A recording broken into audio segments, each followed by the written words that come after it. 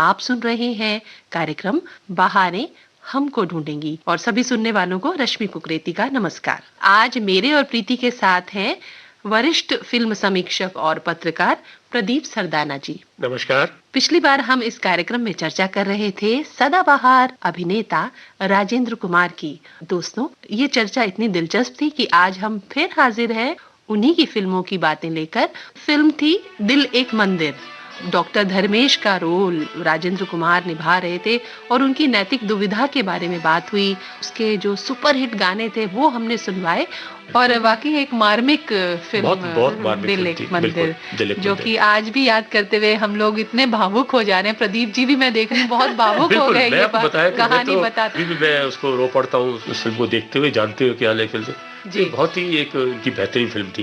Film की सफलता ही यही है प्रदीप जी, जब हम उनके साथ हंसते हैं, उनके साथ रोते हैं, तो समझ लीजिए कि वो फिल्म बिल्कुल सफलता की ओर जा रही जी। तभी जो देखने वाले हैं, जो दर्शक हैं, वो डूब जाते हैं उसमें। बिल्कुल आप चाहे तो हम दिल एक मंदिर का गाना एक सुन सकते हैं क्योंकि इतनी बेहतरीन फिल्म थी जी। रुक जा रात ठहर जाओ चंदा ठहर जा रे चंदा बीते न मिलन की बेला आज चांदनी की नगरी में अरमानों का मेला रुक जा रात ठहर जा रे चंदा बीते न मिलन की बेला आज चांदनी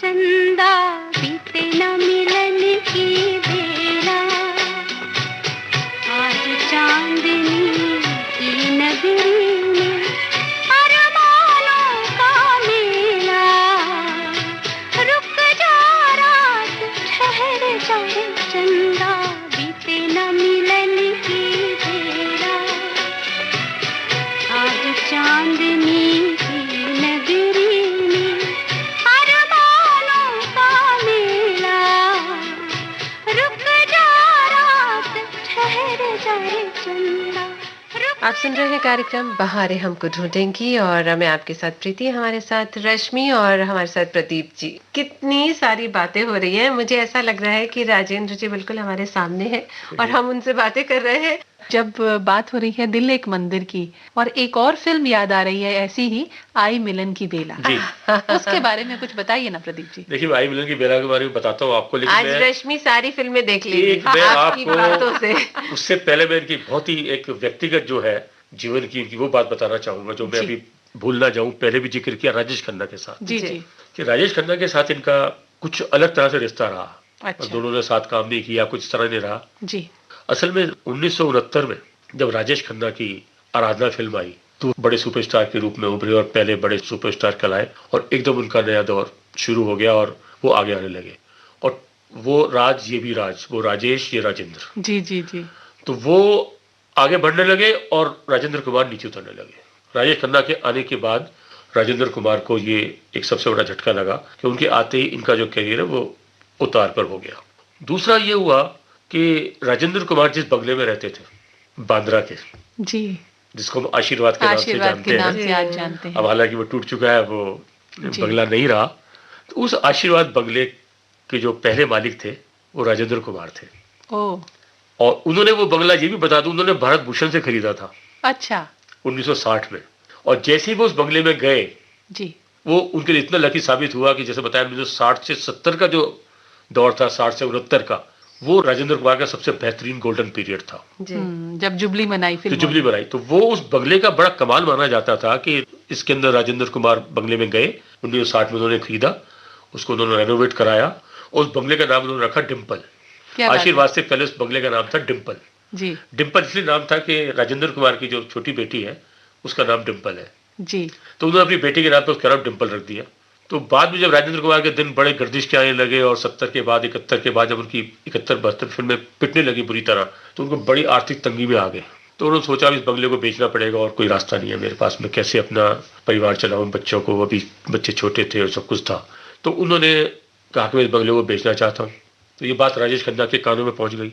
वो बंगला इतना खूबसूरत है, मैंने उस बंगले को देखा है जी बिल्कुल। आप उसकी बालकनी से समुद्र का नज़ारा बांद्रा के अंदर है, कार्टर रोड पर, जी। समुद्र का नज़ारा इतना खूबसूरत दिखता है कि वो बहुत ही खूबसूरत है। आप उसकी बालकनी में खड़ो हो जाए तो आपका वहां से जाने को मन नहीं करेगा। उसकी अच्छा। लोकेशन बहुत अच्छी इतनी अच्छी लोकेशन है उस बंगले की जो है। और उस बंगले के साथ ही पीछे मुमताज का घर भी था, वो उन्होंने इसलिए बनाया था, राजेश खन्ना से प्रेम करती थी। अब बातें चलती हैं तो बातें याद आ जाती हैं, हालांकि यहाँ कोई जिक्र नहीं है। तो लेकिन ये इनका बंगला बिल्कुल मेन रोड पे था और बड़ा सामने से दिखाई देता था, बहुत ही खूबसूरत नजारा। तो राजेश खन्ना था जब ये बंगला मैं खरीदना चाहता हूँ। अच्छा। अब राजेश खन्ना अभी के पास लेकिन इतने पैसे नहीं थे, तो उन्होंने झट से 2-3 निर्माताओं से, हाथी मेरे साथी के निर्माता थे, 1-2 निर्माता थे, उनसे एडवांस ले लिया अच्छा। कि मैं आपकी फिल्में करूंगा, मुझे एडवांस दे दो, मुझे बंगला खरीदना है। जी। तो उन्होंने वो बंगला राजेंद्र कुमार से खरीद लिया। राजेंद्र कुमार ने कहा ये बंगला मैं आपको दे रहा हूँ, इसका नाम नहीं दे रहा डिम्पल, आपको उसका नाम बदलना पड़ेगा। इस जी। बंगले का नाम डिम्पल नहीं रखें क्योंकि मैं अपनी बेटी का नाम नहीं बेच सकता, बंगला बेच रहा हूँ मजबूरी में। और जिस दिन वो बंगला उन्होंने बेचा था उस दिन रात को इतनी फूट फूट कर रोए थे राजेंद्र कुमार, ओ क्योंकि इतना जुड़ाव था, उसी में उनका गोल्डन पीरियड था। जब जन्मदिन आता था राजेंद्र कुमार का तो फूल पे फूल और गिफ्ट पे गिफ्ट। 20 जुलाई को ऐसा बंगला भर जाता था, वो इतनी गाड़ियां खड़ी होती थी राजेंद्र कुमार को बधाइयां देने के लिए। जी एक पूरा एक सुपरस्टार थे, इतने बड़ा दौर था उनका। जुबली कुमार थे, हर निर्माता उनको साइन करना चाहता उस दौर में, एक वो दौर था। और बाद में वो दौर बाद में ऐसा आ गया कि वो समय बदलता है। बालकनी में खड़े होकर देखते तो कोई दिखाई नहीं दे रहा कोई आ रहा है। 72 के अंदर जब ये था तब को उन्होंने बंगला बेचा ये। और राजेश खन्ना ने जब बंगला खरीदा तो अपनी बारात उनकी जो है डिम्पल कपाड़े से जब शादी की तो उनकी बारात उसी घर से गई। जी तो जब वो वापस आई तो लोग सोचते थे राजेश खन्ना डिम्पल, तो सोचते थे राजेश खन्ना ने डिम्पल अपनी पत्नी के नाम पे इसका नाम नाम रखा हुआ नामकरण है। किया तो है। शुरू में उन्होंने नहीं बदला कि भाई मैं बदलूंगा। हाँ। तो शुरू में लोग ये सोचते थे, लोगों को ये भ्रम था, लोगों को नहीं पता था जी। कि ये जो लोग जानते थे राजेंद्र कुमार को उनको तो पता था, बाकी आम लोगों को नहीं पता था। वो सोचते थे कि राजेश खन्ना ने जो नाम है ये अपनी पत्नी आशीर्वाद बंगले का पहला नाम डिम्पल, पहले डिम्पल नाम बंगला था, फिर जी। बाद में उसको आशीर्वाद रखा गया जी। जो राजेश खन्ना के रहते तक रहा। मैं तो सोच रही बात- थी एक गाना और सुन लेते हैं रश्मि। मैं लेकर जाऊंगी उसी फिल्म पर जो मैंने पहले कहा था, आई मिलन की बेला। आहा आई मिलन की बेला देखो आई, बन के फूल हर कली मुस्कुराए हाय हाय। आहा आई मिलन की बेला देखो आई, हाय उनसे नैन मिले मैं शर्माई, हाय हाय। आहा आई मिलन की बेला देखो आई, बन के फूल हर कली मुस्कुराए ओ ओ। आहा आई मिलन की बेला देखो आई, उनसे नैन मिले मैं शर्माई। आहा आई मिलन की बेला, ओ आई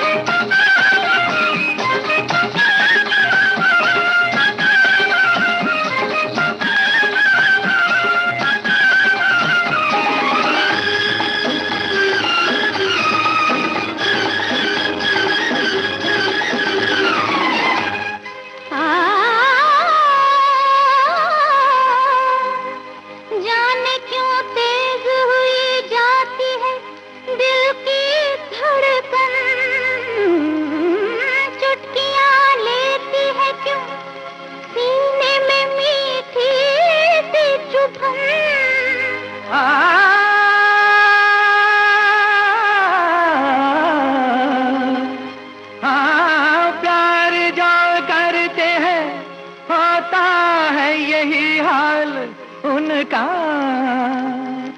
देखिए क्या क्या दिखाएगी अभी दिल की लगन। आहा आई मिलन की बेला देखो आई, बन के फूल हर कली मुस्कुराई, हाय हाय हाय। आहा आई मिलन की बेला देखो आई, बन के फूल हर कली मुस्कुराई, ओ आहा आई मिलन की बेला, आहा आई मिलन की बेला, आहा आई मिलन की बेला, आई मिलन की बेला, बिल्कुल आई मिलन की आई बेला। मिलन की बेला टाइटल सॉन्ग था। और भी देखिए बिल्कुल बहुत ही बेहतरीन फिल्म थी, 1964 में आई थी। जी सायरा बानो फिल्म की नायिका थी और धर्मेंद्र इनके साथ थे। इसमें वही प्रेम त्रिकोण था, धर्मेंद्र अमीर थे, राजेंद्र कुमार गरीब थे जी और सायरा बानो के साथ फिल्म थी। हालांकि इस फिल्म के बाद मैं आपको ये भी बता दूं कि राजेंद्र कुमार सायरा बानो का कुछ टकराव सा भी हो गया था और कुछ इस तरह के उससे लगे थे कि भाई शायद काम नहीं करेंगे या क्या होगा। तो हालांकि बाद में उन्होंने काम किया जी फिल्म के अंदर, लेकिन वो थोड़ा सा इस फिल्म से उनको कुछ इस तरह का वो हो गया था। जी ये फिल्म मुझे बहुत चली थी और बहुत पसंद की गई थी। तो जिस तरह दोनों की दोस्ती दिखाई है, धर्मेंद्र की राजेंद्र कुमार की, मुझे भी तक याद है वो अपना खोलते हैं वार्डरोब, अलमीरा खोलते हैं, सूट ही सूट उनके होते हैं धर्मेंद्र के बहुत सारे, वो कहते हैं दोस्त जो तूने पहनना है इसमें से पहन ले अलमारी में से निकाल कर। तो बहुत अच्छी एक फिल्म थी और काफी पसंद की गई थी। जी और मोहन कुमार इसके डायरेक्टर थे, उनके साथ उन्होंने और भी कई फिल्म की, मोहन कुमार के साथ काफी फिल्में इन्होंने की। और जो दो जासूस आपने फिल्म की चर्चा की थी उसके बारे में भी कुछ बताएं। दो जासूस बिल्कुल एक फन फिल्म थी और अलग सी फिल्म, अलग बिल्कुल। सी अलग थी, फिल्म हाँ, थी किरदार और भी दोनों बिल्कुल राजपूत अलग का था। भी, दोनों के जो किरदार थे, दो जासूस, करे दो महसूस। जासूस करे महसूस दुनिया बड़ी खराब है, जी कौन है सच्चा कौन है झूठा, हर चेहरे पे नकाब है। तो ये बड़ा इस तरह का वो था और फिल्म काफी पसंद की गई और आखिरी फिल्म थी, मतलब इनके साथ राज कपूर और राजेंद्र कुमार की वो थी, कुमार गौरव को उन्होंने लॉन्च किया था अपने बेटे को फिल्म लव स्टोरी से। लव स्टोरी से। तो मैं चाह रही थी कि उसके बारे में भी थोड़ा सा हमें बताएं। देखिए लव स्टोरी असल में क्या है कि सभी पिता का अपने बेटों के साथ में होता है। जी एक्चुअल में कुमार गौरव का जो असली नाम है मनोज तुली था, तो उसको बंटी बोलते थे, लेकिन जब इसको लॉन्च करने लगे तो उन्होंने कुमार गौरव कर दिया, राजेंद्र कुमार यानी कुमार का गौरव, राजेंद्र कुमार का गौरव, अच्छा उसके नाम से इसलिए उन्होंने उसका नाम कुमार गौरव रखा और कि फिल्म राजेंद्र बड़ी कुमार हिट हुई का थी। गौरव। जी तो वो उन्होंने ये फिल्म इसके अंदर की और इसके साथ लव स्टोरी को प्लान किया कि एक ऐसी फिल्म बनाता हूँ, अपने बेटे को लॉन्च करता हूँ खुद ही। जी और खुद दोनों ने काम भी किया उस फिल्म में इकट्ठे। और फिल्म के जो डायरेक्टर थे वो असल में राहुल रवेल थे, वही राहुल रवेल जो एच.एस. रवेल के साथ सबसे पहले जब उन्होंने फिल्म में काम किया उनके जी। पिता के साथ, जी जी वो इनके बेटे राहुल रवेल। आर.डी. बर्मन का म्यूजिक। हाँ, आर.डी. बर्मन का म्यूजिक था। और जब इनको लॉन्च किया तो लेकिन उसके बाद इनके राहुल रवेल के साथ कुछ संबंध खराब हो गए। विजेता पंडित को इन्होंने हीरोइन लिया, सुरेशा पंडित की छोटी बहन के रूप में, और पहली फिल्म थी विजेता पंडित की। तो सुरेशा पंडित की भी बड़ी अच्छी पहचान थी, विजेता इसलिए उस समय काफी जल्दी लोगों में आ गई और जी पहली फिल्म थी और इस तरह काम किया। और कुमार गौरव की जब ये फिल्म आई तो वाकई दिल को छूती है और एक इसमें दोनों की जिस तरह की आपस की ट्यूनिंग है विजेता पंडित की और कुमार गौरव की बहुत अच्छी है। तो फिर बाद में इन्होंने खुद डायरेक्शन किया राजेंद्र कुमार ने इस फिल्म का जी और इसको अलग कर दिया। हालांकि विजेता पंडित के साथ विजेता पंडित और कुमार गौरव के बीच में खुद प्रेम शुरू हो गया था। राजेंद्र कुमार नहीं चाहते थे कि ये प्रेम इनकी गाड़ी आगे चले, जी तो उन्होंने उसको रोका।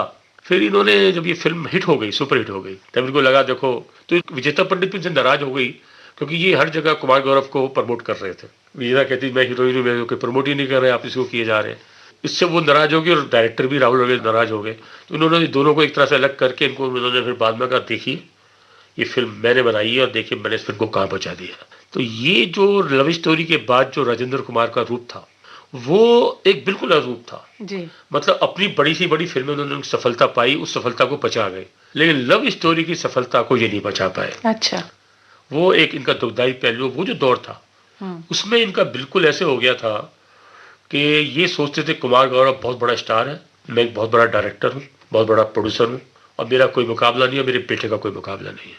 तो जब जो भी आदमी कुमार गौरव को साइन करने आता था तो उसकी रकम हर बार बढ़ाते जाते थे।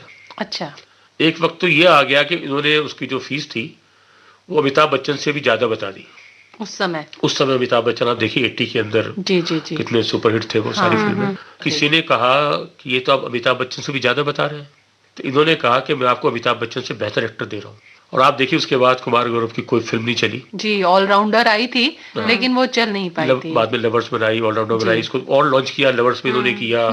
उसके बाद इन्होंने उसको और फिल्में बनाई, उसके साथ फूल बनाई जो बाद में आई। हालांकि जो लव स्टोरी थी वो बहुत भोली भाली मासूम सी फिल्म थी, बड़ी प्यारी फिल्म थी वो। गाने भी इतने बढ़िया, इसीलिए वो चली सारे जो है इतने फिल्म बहुत अच्छी, गाने भी उसके एक अच्छा। मैं सोच रही थी लव स्टोरी का एक गाना सुन लेती। बिल्कुल सुनिए लव स्टोरी, बहुत ही सुपरहिट गाना है।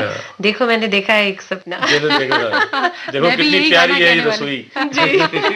और वो जंगल में वो बहुत ही खूबसूरत तरीके, ख्यालों में ही वो अपना नेम प्लेट लगा रहा है, ख्यालों में ही वो रसोई बना रहे हैं, ख्यालों में घर बना रहे हैं, सचमुच खड़ा नहीं कर रहे आकृति, लेकिन वो इशारों में कि हाँ भाई ये हमारा ये है, ये हमारा ये है। वैसे ट्रू लव स्टोरी में घर ऐसे ही बनते हैं। घर ऐसे ही बनते हैं। दरअसल मुझे लगता है राजेंद्र कुमार उस समय के जो युवा हृदय थे, उनके दिलों में क्या चलता है, क्या ख्याल आते हैं, क्या विचार आते हैं, वो सफलतापूर्वक वो पर्दे पर उतार पाए। और यही कारण था कि वो फिल्म दर्शकों के दिलों को छू पाई, और हम फिर याद कर रहे हैं उस फिल्म को आज भी। देखो मैंने देखा है ये एक सपना, फूलों के शहर में है घर अपना, क्या समा है तू कहाँ है, मैं आई आजा, कितना हसीन है ये एक सपना, फूलों के शहर में है घर अपना, क्या समा है तू कहाँ है, मैं आया आजा।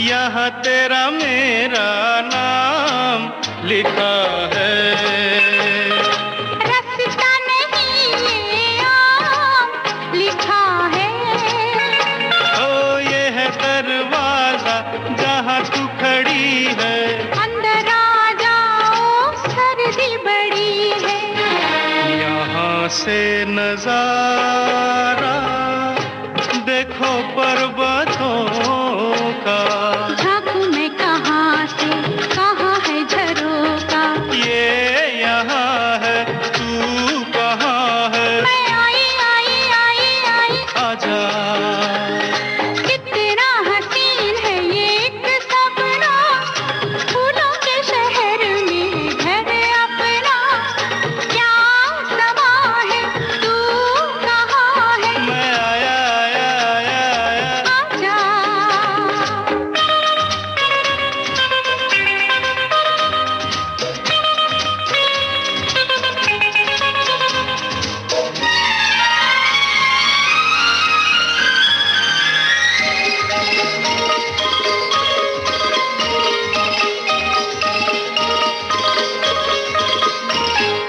अच्छा ये बताओ कहाँ पे है पानी, बाहर बह रहा है झरना दीवानी, बिजली नहीं है यही एक गम है, तेरी बिंदिया क्या बिजली से कम है, छोड़ो मत छेड़ो बाजार जाओ, जाता हूँ जाऊंगा पहले यहाँ आओ, शाम जवां है तू कहाँ है, मैं आई आजा, देखो मैंने देखा है ये एक सपना, फूलों के शहर में है घर अपना, क्या समा है तू कहाँ है, मैं आई आजा।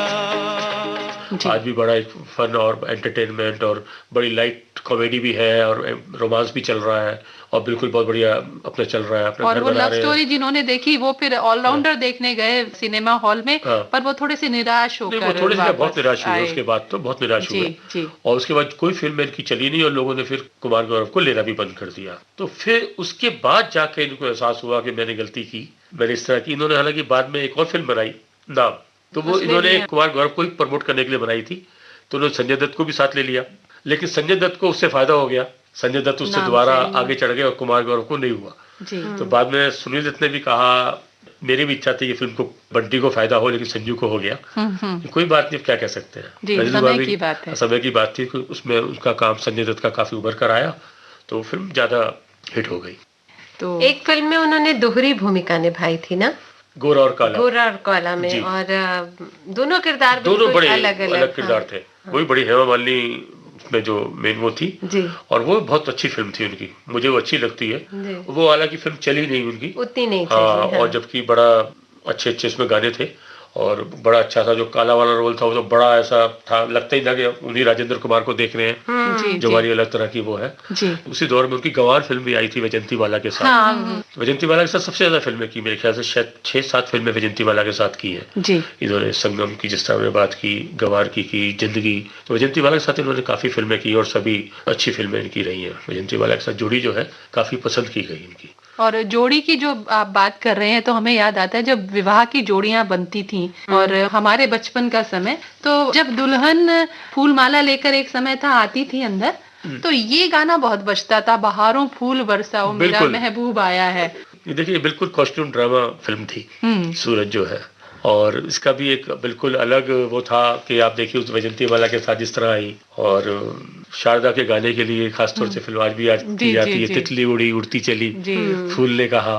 तो टी प्रकाश राव ने इस फिल्म का डायरेक्शन दिया था और 1966 में आई थी ये फिल्म। जी तो बहुत ही खूबसूरत फिल्म थी और बहुत सुपरहिट फिल्म रही थी वैजंती वाला अब के मेरा साथ। बड़ा मन कर रहा है, बहारों फूल बरसाओ मेरा महबूब आया, ये गाना अब देखिए बजा आप ले। बारह फूल बरसाए सुन लीजिए या तितली उड़ी सुन लीजिए, जो आपको मन सुनना है वो सुन लीजिए। बताओ रश्मि, कौन सा सुनोगी? हम तो दोनों गाने सुनेंगे। दोनों थोड़े थोड़े चलिए। बहारों फूल बरसाओ मेरा महबूब आया है, मेरा महबूब आया है।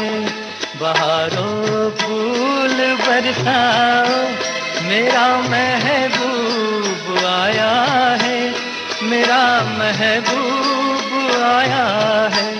हवाओं रागनी गाओ मेरा महबूब आया है, मेरा महबूब आया है।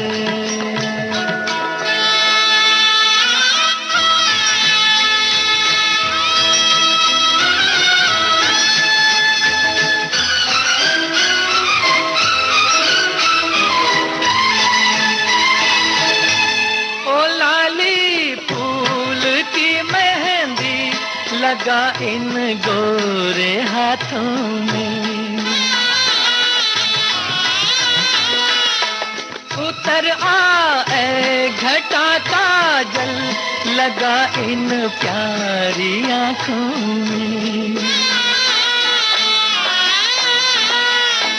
सितारों मांग भर जाओ मेरा महबूब आया है, मेरा महबूब आया है। बहारों फूल बरसाओ मेरा महबूब आया है, मेरा महबूब आया है।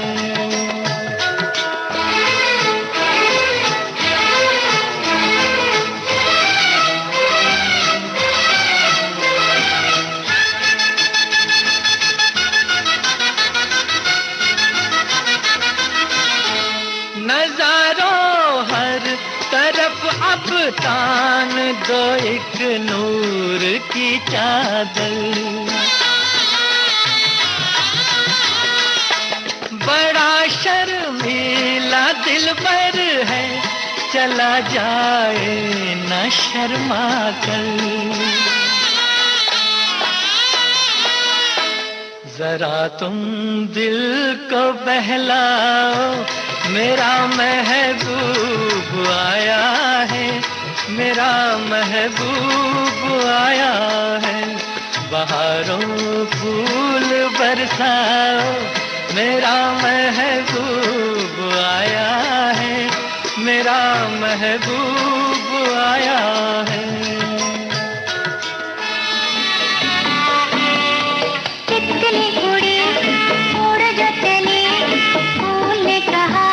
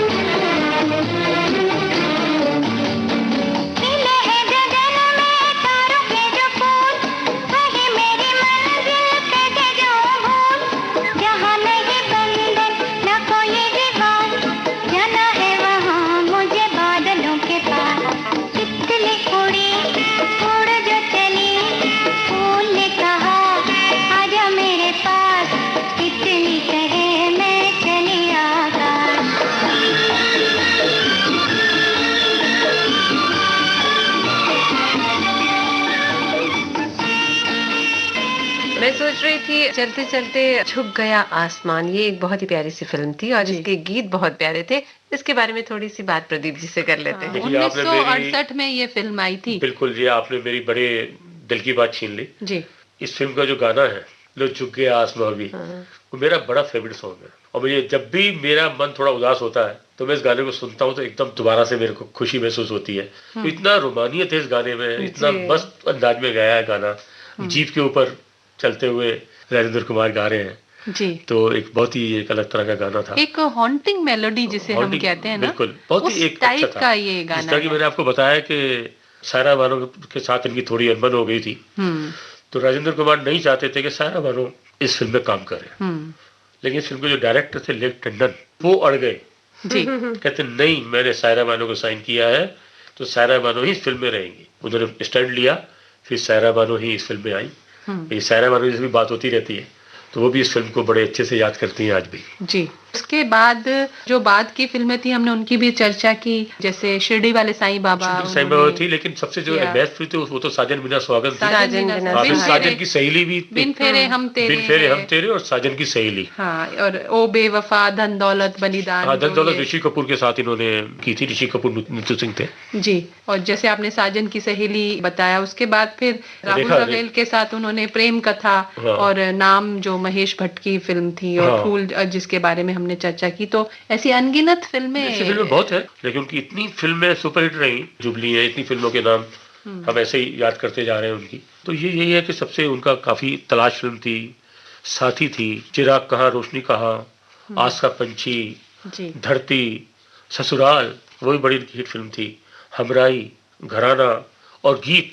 क्या बात है। गीत जिसके देखिए, रामानंद सपने सागर की जो हमें बाला रोज सिन्हा के आते साथ रहे। फिल्म थी। क्या बात है, गीत क्या फिल्म जो है वो भी बहुत, जो किस तरह बांसुरी उसमें बजाते हैं गीत फिल्म के अंदर, जी। बाला सिन्हा उसके अंदर थी, और जो वो था वो बहुत ही टीले पे बैठ के जब ये बांसुरी बजाते हैं और आज जब बड़ा इसको अच्छा पुकारे दृश्य है। मेरे गीत रे, हम्म, तो वो जो है वो बहुत ही खूबसूरत गीत था। और रामानंद सागर के साथ काफी फिल्में की इन्होंने, तो गीत फिल्म भी उसमें थी। बाद में ललकार फिल्म भी इन्होंने रामानंद सागर के साथ की थी, ललकार भी। तो बहुत ही खूबसूरत फिल्में हैं इनकी। एक ही फिल्म याद करते जाएंगे और बहुत सी फिल्में याद आती जाएंगी। तो अब देखिए, लेकिन बाद में देखिए इन्होंने रेखा, हेमा मालिनी तक फिल्में की। कहा उन्होंने अपनी शुरुआत जिस तरह नरगिस या नरगिस बाद और में वैजंती गीता माला बाली जी और के साथ वैजंती माला और सब उस दौर की अभिनेत्रियों से की, और जी। बाद में देखिए यहाँ तक उनका ये दौर आया। मैं ये लेकिन चाहूंगा, एक तो हाँ। ये वाला गाना जो झुके आसमान का गाना है मेरा फेवरेट, जी। वो मुझे जरूर सुना दीजिए, जिससे जरूर। और हमारा उमंग और जोश के साथ और खुशी के साथ इस प्रोग्राम का समापन हो सके। जी। कौन है जो सपनों में आया, कौन है जो दिल में समाया, लो झुक गया आसमां भी, इश्क मेरा रंग लाया। कौन है जो सपनों में आया, कौन है जो दिल में समाया, लो झुक गया आसमां भी, इश्क मेरा रंग लाया। ओ प्रिया,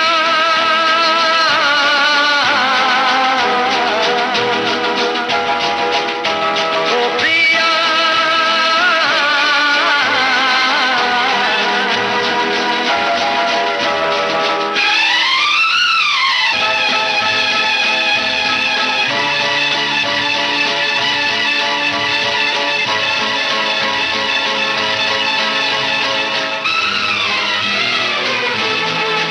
जिंदगी के हर एक मोड़ पे मैं गीत गाता चला जा रहा हूँ।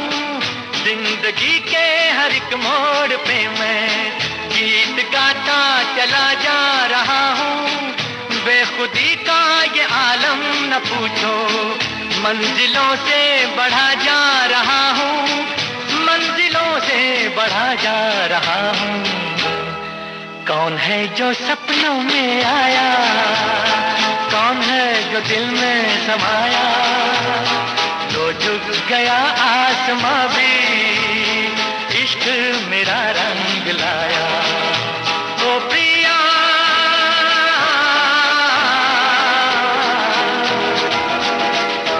ओ प्रिया,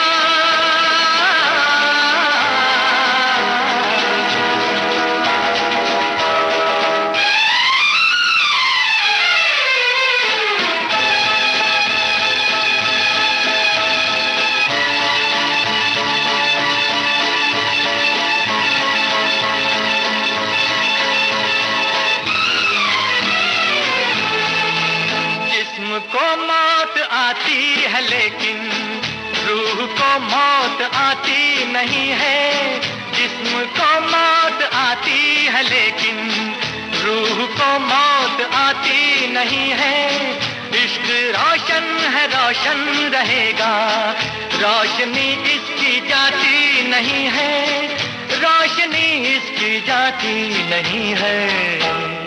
कौन है जो सपनों में आया, कौन है जो दिल में समाया, लो झुक गया आसमां भी, इश्क मेरा रंग लाया। ओ प्रिया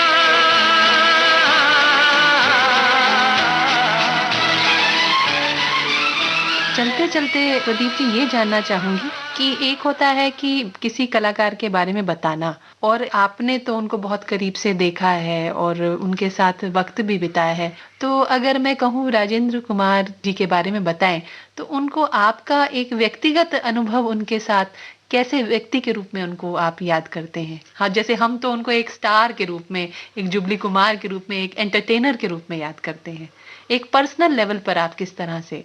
नहीं, मैंने आपको बताया, पहले भी बताया था जिस तरह कि एक हम इसकी शुरुआत हमने यहीं से की थी।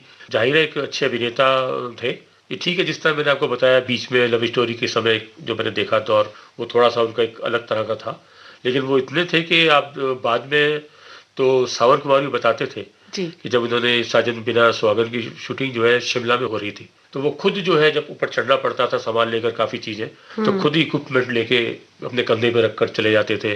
गाना दिखा रहे हैं तो वो धुआं हो रहा है तो वो परात उठा ली, तसला उठा लिया जिसमें जलेगा, वो सब होगा, इक्विपमेंट उठा लिए, तो इस तरह वो करते थे। और कहीं देखकर लगता नहीं था कि वो जो है इतने बड़े स्टार हैं, इस तरह कर रहे हैं। यानी कि एक बेहतरीन जिस इंसान। तरह बेहतरीन इंसान, जैसे सुनील दत्त साहब है, उन्होंने बताया कि मतलब मेरे दोस्त भी, और जो मानवता और जो एक इंसानियत उनके अंदर थी, वो बहुत ही खूबसूरत और बहुत ही अच्छे से उन्होंने सब कुछ उसको व्यक्त किया और बहुत अच्छी लाइफ उन्होंने बिताई। एक बात और बताऊं उनको सबसे खास, जी। इतने फिट रहते थे, कभी उन्होंने जीवन भर कोई दवाइयों का सेवन नहीं किया, कभी दवाई लेने की जरूरत नहीं पड़ी, देखो एक बात सिवाय छूट जाती है। सिर्फ अंतिम अवस्था में जब उनको कैंसर हो गया तब उन्होंने थोक के भाव में दवाई ली, अदरवाइज पूरे जीवन में उन्होंने कभी दवाई नहीं ली। जी। और मतलब वो अपने आप को फिट रखते थे, और देखा आपने हमेशा फिट रहते थे। अभी आपको मैंने फोटो भी दिखाई उनके साथ अपनी पुरानी, जी, जी, जी। उसमें देखिए उतने फिट लग रहे हैं।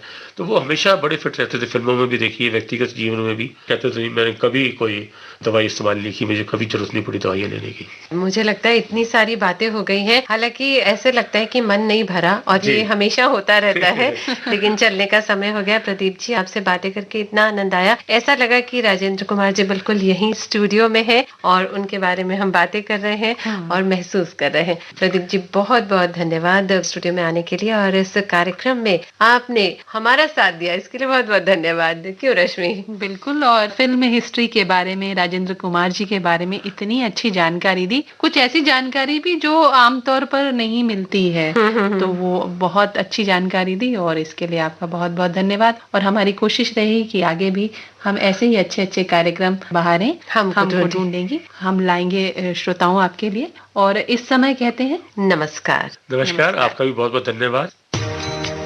हमारा जिक्र भी होगा, हमारी बात भी होगी, रगों में आपकी हरदम हमारी याद दौड़ेगी।